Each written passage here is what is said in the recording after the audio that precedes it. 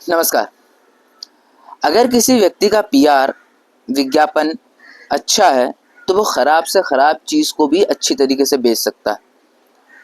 या किसी एक ही चीज़ को दो व्यक्ति बेचने निकले हैं तो जिसका पीआर या विज्ञापन या बात करने की शैली अच्छी है वो ज़्यादा बेहतर तरीके से किसी चीज़ को बेच या प्रेजेंट कर सकता है जिसकी पीआर या विज्ञापन उतना अच्छा नहीं है।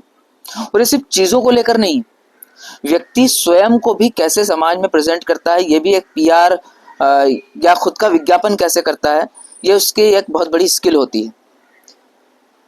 तो आज का दौर ही पीआर और विज्ञापन का है। इसमें सिर्फ चीज़ों का नहीं, स्वयं का भी विज्ञापन और पीआर करना पड़ता है और वही व्यक्ति सफल भी होता है।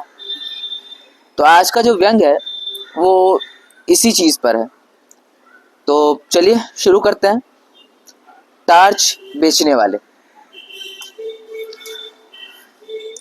वो पहले चौराहों पर बिजली के टार्च बेचा करता था। बीच में कुछ दिन वो नहीं दिखा, कल फिर दिखा, मगर इस बार उसने दाढ़ी बढ़ा ली थी और लंबा कुर्ता पहन रखा था। मैंने पूछा, कहाँ रहे और ये दाढ़ी क्यों बढ़ा रखी है? उसने जवाब दिया, बाहर गया था। दाढ़ी वाले सवाल का उसने जवाब ये दिया कि दाढ़ी पर हाथ फेरने लगा। मैंने कहा, आज तुम टार्च नहीं बेच रहे?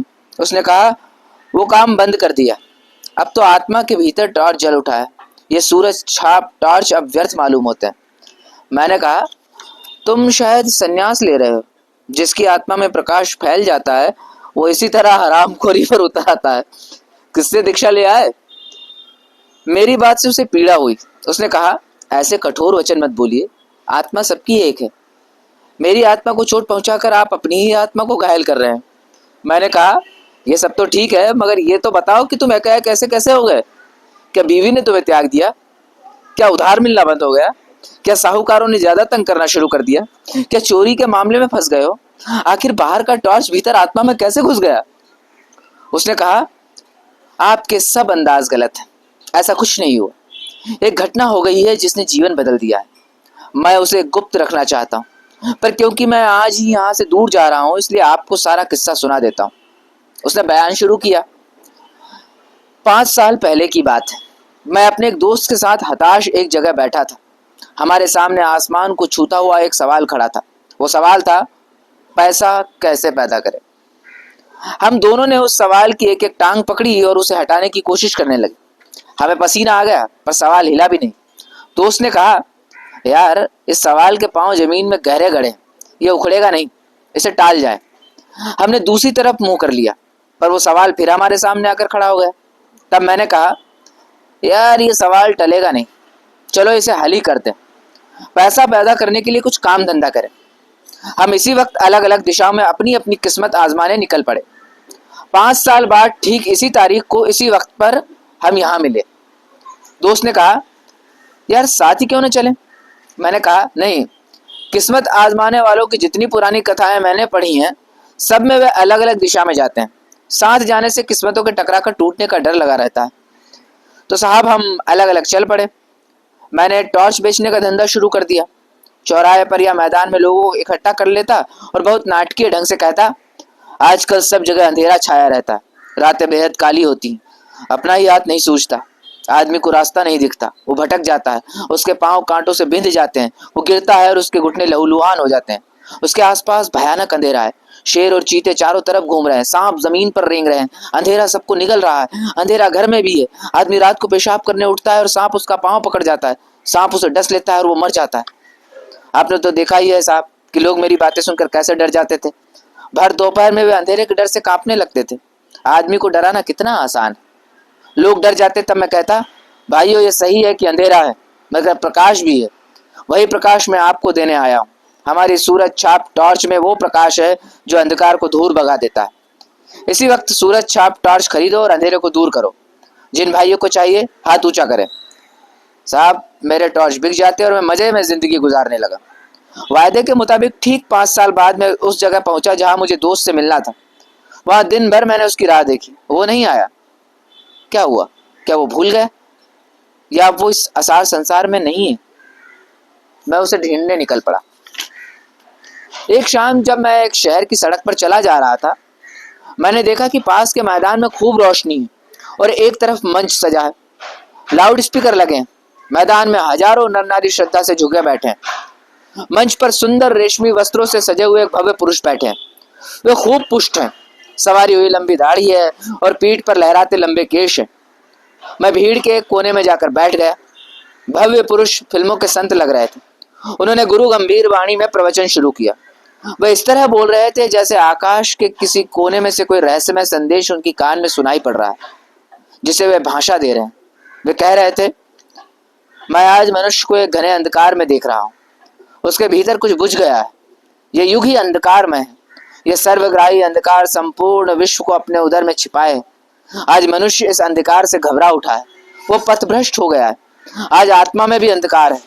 अंतर की आंखें ज्योतिहीन हो गई हैं। वे उसे भेद नहीं पाती। मानव आत्मा अंधकार में घुटती है। मैं देख रहा हूं मनुष्य की आत्मा भय और पीड़ा से त्रस्त है। इसी तरह से वे बोलते गए और लोग स्तब्ध सुनते गए। मुझे हंसी छूट रही थी। एक दो बार दबाते दबाते भी हंसी फूट पड़ी और आसपास के श्रोताओं ने मुझे डांटा। भव्य पुरुष प्रवचन के अंत पर पहुंचते हुए कहने लगे, भाइयों और बहनों, डरो मत। जहाँ अंधकार है वहीं प्रकाश है। अंधकार में प्रकाश की किरण है। जैसे प्रकाश में अंधकार की किंचित कालिमा है, प्रकाश भी है। प्रकाश बाहर नहीं है, उसे अंतर में खोजो। अंतर में बुझी उस ज्योति को जगाओ। मैं तुम सबका उस ज्योति को जगाने के लिए आह्वान करता हूँ। मैं तुम्हारे भीतर वही शाश्वत ज्योति को जगाना चाहता हूँ। हमारे साधना मंदिर में आकर उस ज्योति को अपने भीतर जगाओ। साहब, अब तो मैं खिलखिला कर हंस पड़ा। पास के लोगों ने मुझे धक्का देकर भगा दिया। मैं मंच के पास जाकर खड़ा हो गया। भव्य पुरुष मंच से उतरकर कार पर चढ़ रहे थे। मैंने उन्हें ध्यान से पास से देखा। उनकी दाढ़ी बढ़ी हुई थी, इसलिए मैं थोड़ा झिझका, पर मेरी तो दाढ़ी नहीं थी। मैं तो उसी मौलिक रूप में था। उन्होंने मुझे पहचान लिया। बोले, अरे तुम। मैं पहचान कर बोलने ही वाला था कि उन्होंने मुझे हाथ पकड़कर कार में बिठा लिया। मैं फिर कुछ बोलने लगा तो उन्होंने कहा, बंगले तक कोई बातचीत नहीं होगी, वहीं ज्ञान चर्चा होगी। मुझे याद आ गया कि वहाँ ड्राइवर है। बंगले पर पहुंचकर मैंने उनका ठाठ देखा। उस वैभव को देखकर मैं थोड़ा झिझका, पर तुरंत ही मैंने अपने उस दोस्त से खुलकर बातें शुरू कर दी। मैंने कहा, यार तू तो बिल्कुल बदल गया। उसने गंभीरता से कहा, परिवर्तन जीवन का अनंत क्रम है। मैंने कहा, साले फिलॉसफी मत बघार, यह बता कि तूने इतनी दौलत कैसे कमा ली इन 5 सालों में। उसने पूछा, तुम इन सालों में क्या करते रहे? मैंने कहा, मैं तो घूम घूम कर टॉर्च बेचता रहा। सच बचा? क्या तू भी टॉर्च का व्यापारी है? उसने कहा, तुझे क्या ऐसा ही लगता है? क्यों लगता है? मैंने उसे बताया कि जो बातें मैं कहता हूँ वही तू कह रहा था। मैं सीधे ढंग से कहता हूँ, तू उन्हीं बातों को रहस्यमय ढंग से कहता है। अंधेरे का डर दिखाकर लोगों को टॉर्च बेचता है। तू भी अभी लोगों को अंधेरे का डर दिखा रहा है। तू भी जरूर टॉर्च बेचता है। उसने कहा, तुम मुझे नहीं जानते, मैं टॉर्च क्यों बेचूंगा? मैं साधु, दार्शनिक और संत कहलाता हूँ। मैंने कहा, तुम कुछ भी कहलाओ, बेचते तुम टॉर्च हो। तुम्हारे और मेरे प्रवचन एक जैसे हैं। चाहे कोई दार्शनिक बने, संत बने या साधु बने, अगर वो लोगों को अंधेरे का डर दिखाता है तो जरूर अपनी कंपनी का टॉर्च बेचना चाहता है। तुम जैसे लोगों के लिए हमेशा ही अंधकार छाया रहता है। बताओ, तुम्हारे जैसे किसी आदमी ने हजारों में कभी भी ये कहा है कि आज दुनिया में प्रकाश फैला है? कभी नहीं कहा। क्यों? इसलिए कि तुम्हें अपनी कंपनी का टॉर्च बेचना है।